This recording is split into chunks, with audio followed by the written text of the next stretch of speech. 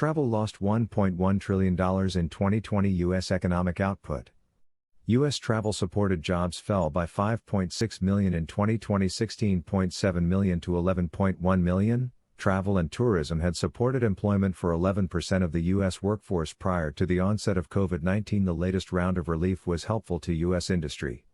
Travel's economic footprint in the United States shrank a staggering 42% last year, from $2.6 trillion to $1.5 trillion, according to new end-of-year totals prepared for the U.S. Travel Association by the research firm Tourism Economics. The employment devastation was similarly massive. Travel-supported jobs fell by 5.6 million in 2020, 16.7 million to 11.1 million, a whopping 65% of all American jobs lost to the economic fallout of the pandemic. Travel and tourism had supported employment for 11% of the U.S. workforce prior to the onset of COVID-19. The new data on travel's dramatic losses arrives as hundreds of industry leaders from across the country meet virtually today with members of Congress for Destination Capitol Hill, the U.S. Travel Association's annual legislative fly-in.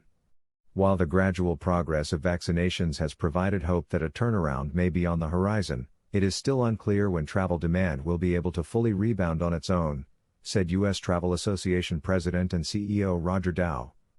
With the travel industry suffering such a disproportionate share of losses, policymakers need to understand that a nationwide economic recovery effectively hinges on a travel recovery. On Wednesday, nearly 300 virtual meetings between industry leaders and members of Congress will focus on measures to provide relief for travel industry businesses, advance stimulus measures to drive travel demand, position the U.S. to welcome back international travel, safely restore business travel, meetings and events. These policy priorities follow a year of intense efforts to secure crucial emergency relief for all sectors of travel, without which many of the sector's job losses may become permanent.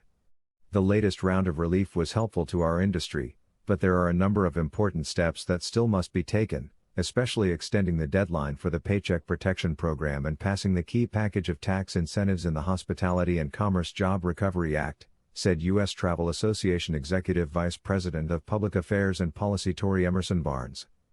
The PPP is set to expire in just 2 weeks, yet the economic effects of the pandemic will continue to harm the industry far beyond that point.